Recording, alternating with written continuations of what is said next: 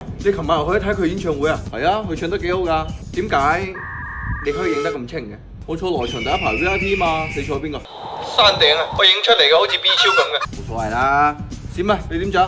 坐巴士咯，我車埋你啦，部車就喺前邊。電鍋油車唔會暈啊？咩油車啊？我部電車嚟嘅。呢部明明藍牌嚟嘅喎。係啦，我老豆10幾年前買嘅，落地都要百幾萬啊，唔知買嚟做乜？你老豆記唔記得個仔啊？幾時去你屋企拜訪下？聽日啦，不過屋企喺條村度啊，有啲遠。唉，有乜所謂啫？我又唔係農村戶。